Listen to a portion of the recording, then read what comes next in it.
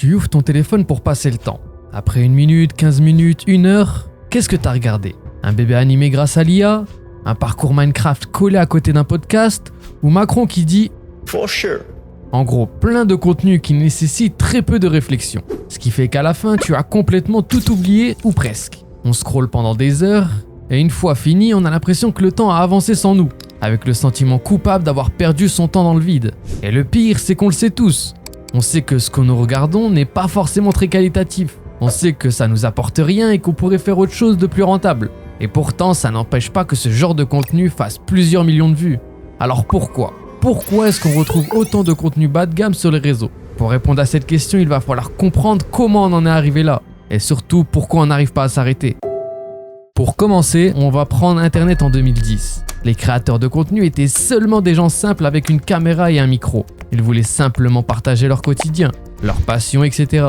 Même si Internet était beaucoup moins accessible que maintenant, c'était du contenu qui plaisait à beaucoup de gens, car c'était spontané et authentique. Il n'y avait pas de stratégie derrière, pas de grosses flèches rouges ou de montage dynamique avec 1000 zooms par seconde.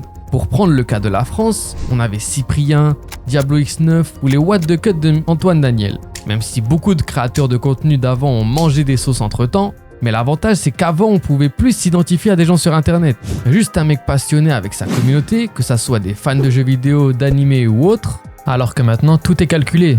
Les créateurs de contenu sont devenus des stars, très loin de leur public. Les gens s'attachaient plus à la personne qu'au contenu proposé.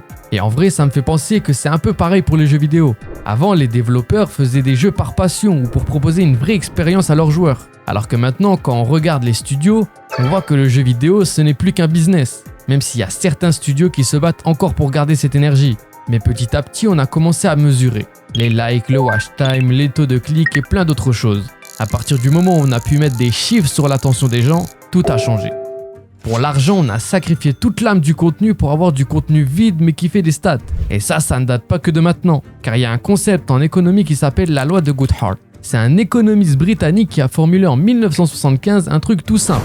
Quand une mesure devient un objectif, elle cesse d'être une bonne mesure. Autrement dit, dès que tu transformes un indicateur en cible, les gens vont tout faire pour atteindre la cible. Et ça s'applique littéralement partout. Prenons l'exemple de YouTube. À partir du moment où YouTube a dit aux créateurs de contenu que les revenus dépendaient du watch time, le watch time est devenu l'objectif. Ce qui fait que les créateurs de contenu ne cherchent plus à créer un bon contenu ou à partager un bon message. Ils s'attardent uniquement sur ce qui fait rester les gens sur leurs vidéos. Ce qui fait que maintenant les créateurs ont commencé à allonger leurs vidéos, en rajoutant des intros plus longues, des cliffhangers ou mettre des hooks qui vont te faire rester jusqu'à la fin. Mais comme vous en doutez, ce n'est pas uniquement sur YouTube qu'on retrouve ce phénomène. Ça s'applique sur toutes les plateformes. Chaque action que vous faites est analysée. On voit ce qui vous pousse à rester plus longtemps sur les applis, pour au final pousser au maximum ce qui marche, en délaissant tout ce qui ne marche pas. C'est ce qu'on pourrait appeler la MrBeastisation du contenu. Pour ceux qui ne connaissent pas MrBeast, le plus important c'est qu'il est le plus gros créateur de contenu. Il modifie ses titres 40 fois avant de publier, et chaque seconde de ses vidéos est calibrée pour que tu ne partes pas. Il optimise absolument tout, quitte à rendre ses vidéos très vides, mais qui marchent. Et du coup, quand tu prends ce qui marche sans te poser de questions et que tu le répètes pendant des années, tu obtiens du contenu parfait sur le papier. Des vidéos avec les bons hooks, les bons cuts, les bons sound effects, mais qui donnent du contenu sans âme, sans saveur. Un peu comme au fast-food, c'est bon sur le court terme, mais sur le long terme, c'est vomitif. Et puis le plus grand antagoniste de notre ère est arrivé. À l'intelligence artificielle. Elle a boosté tout ça au maximum. Avant, pour produire ce genre de contenu fast-food, il fallait quand même du temps, des gens et un minimum d'efforts. Alors que maintenant, en quelques prompts, on peut générer n'importe quoi. Une image, une voix off, une vidéo entière et même un film. Et on a un mot pour décrire ce phénomène. Le slop, du contenu de basse qualité généré par intelligence artificielle, des images, des vidéos, des musiques produites en masse pour une seule raison qui est d'alimenter l'algorithme et faire des stats. Mais tout ça pour dire que actuellement, le nombre de contenus fast-food qui sont générés par IA est abyssal. Que ça soit pour de la musique, la création de contenu, de l'art, des mèmes, etc. L'IA prend une très grande place dans notre quotidien. Et le problème, c'est pas juste que son contenu existe, c'est qu'il noie tout le reste. Il prend la place du contenu humain. Environ 18% des uploads quotidiens sur les plateformes de musique sont entièrement générés par IA, sachant que ce n'est que le début. Mais maintenant qu'on comprend ce que ce genre de contenu fait aux créateurs, on va voir qu'est-ce que ce genre de contenu nous fait à nous. Brain rot, ou pourriture cérébrale en français. Littéralement le mot de l'année 2024 selon le dictionnaire Oxford. définie comme l'impact de consommer des quantités excessives de contenu en ligne de basse qualité. Et je peux vous assurer que ce contenu n'est pas choisi pour rien. L'American Psychological Association a publié une analyse portant sur 98 299 participants à travers 71 études. Et les conclusions sont très intéressantes. Ce que ça dit, c'est que la consommation de vidéos courtes, TikTok, Reel Insta et Short YouTube, est directement liée à une baisse mesurable des capacités d'attention et de contrôle cognitif. Donc concrètement, chaque vidéo que tu regardes déclenche une petite décharge de dopamine dans ton cerveau. La dopamine, vous connaissez, la molécule du plaisir. Et ben c'est lui qui te pousse à recommencer. C'est le même mécanisme pour n'importe quelle addiction. Mais le problème, c'est que le cerveau s'adapte. Quand tu es bombardé de dopamine en permanence, tes récepteurs deviennent moins sensibles. Et du coup, il t'en faut plus pour ressentir la même chose. Et résultat, les tâches normales comme lire un livre, regarder un film en entier ou travailler sur un projet deviennent chiantes. Ton cerveau les trouve pas assez stimulantes, il veut sa dose. Ce qui explique que les jeunes passent en moyenne 6h30 par jour en ligne. C'est énorme.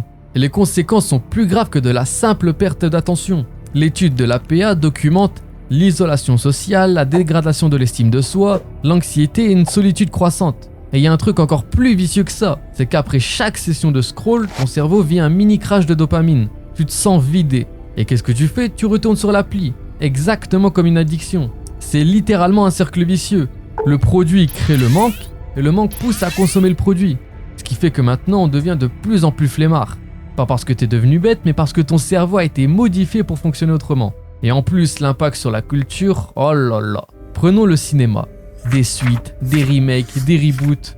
Pourquoi? Parce que les données montrent que les gens cliquent plus sur ce qu'ils connaissent déjà. Alors on leur donne ce qu'ils connaissent, encore et encore et encore. Pareil pour les jeux vidéo. Call of Duty, FIFA, Fortnite. Ils se contentent juste de copier ce qu'ils font déjà. Saupoudrés de quelques battle pass, de loot box et quelques petits cosmétiques flashy. Et hop, à eux l'argent. Tout est fait au minimum pour être acceptable sans jamais prendre de risques. Parce que le risque, ça se mesure pas bien. Il y a un studio qui prend un risque, c'est un studio qui peut perdre de l'argent. Que ça soit dans les films, les jeux vidéo, la musique, les réseaux sociaux, tout se ressemble. On en est arrivé là parce que l'étude des stats nous a demandé d'aller là. À partir du moment où nos algorithmes font tout pour maximiser la rétention, le contenu n'est plus le même. Mais du coup, même en sachant ça, pourquoi on continue de consommer? D'abord, faut comprendre qu'Internet est devenu un modèle économique. Les plateformes YouTube, TikTok, Instagram ou Facebook pour les boomers ne vendent pas du contenu. Jusqu'à preuve du contraire, on peut consommer du contenu gratuitement, comme cette vidéo. Ces plateformes vendent ton attention à des annonceurs. Chaque seconde que tu passes sur l'appli, c'est de l'argent. Et tout le contenu que tu vois permet juste de te garder assez longtemps pour que tu puisses consommer leurs pubs. Et on en vient au capitalisme de l'attention. Et bien sûr, il n'y a pas de honte à consommer tout ça. On est juste des victimes de ce système. Car même si on essaye de résister à tout ça, c'est quand même affronter des ingénieurs, des data scientists et des psychologues qui ont appris à comprendre comment manipuler ton cerveau. Donc le combat est pas juste. Mais pour être honnête, une autre raison de pourquoi on consomme toujours autant ce genre de contenu, c'est parce que les plateformes exploitent un truc qui existe déjà en nous. On scrolle parce que c'est facile, parce que la vie elle est dure, ça demande aucun effort. Le cerveau humain cherche naturellement le chemin le plus simple. Et les réseaux sociaux comblent tout ça parfaitement. Et tout ce système s'auto-alimente. C'est un engrenage que plus personne ne contrôle, et encore moins avec l'émergence de l'intelligence artificielle. Les créateurs, pour survivre ou simplement vivre encore de ce qui leur reste de passion, sont obligés de s'adapter aux règles du jeu. De faire des miniatures plus extrêmes, des titres accrocheurs, des vidéos plus longues et plus intenses, avec toujours plus de controverses. Et ceux qui refusent de jouer le jeu disparaissent de l'algorithme. Et ça, en France, on le voit bien. Des créateurs de contenu qui essayent de rester authentiques, mais qui font beaucoup moins de vues qu'avant. Et les consommateurs, ils s'habituent. Leur seuil de stimulation monte. Ce qui était satisfaisant hier est ennuyeux aujourd'hui. Encore, on peut prendre l'exemple des streamers. Un streamer qui perce reste 1 ou 2 mois. Après, on se redirige sur un autre. C'était le cas avec Anime, You, Onima et bien d'autres. Alors il faut plus, toujours plus. Jusqu'à ce qu'on arrive exactement là où on est aujourd'hui. Un océan de contenu où tout attire l'œil au point qu'on en perd la vue. Maintenant, tellement le contenu fast-food nous a abrutis, même les contenus les plus sensibles et les plus choquants ne n'en font plus d'effet. Ou du moins beaucoup moins qu'avant. Parce que le problème, c'est pas que le contenu de qualité n'existe plus. Il existe, il y aura toujours des gens, des artistes pour créer du vrai contenu. Et ça, peu importe la niche. Le problème, c'est que ce contenu-là est enterré sous des tonnes de contenus médiocres. Et la solution, elle commence pas par les plateformes, elle commence par les consommateurs, par un choix. Un tout petit choix quotidien. La prochaine fois que tu ouvres ton téléphone, essaye de prendre conscience sur ce que tu es en train de consommer. On a vu que ça pouvait avoir un grand impact sur ta santé ou ton énergie. Donc demande-toi, Est-ce que tu choisis ce que tu regardes? Est-ce que ton contenu t'apporte quelque chose ou est-ce qu'elle te prend quelque chose? Alors oui, on consomme de la merde, mais on n'est pas obligé de continuer.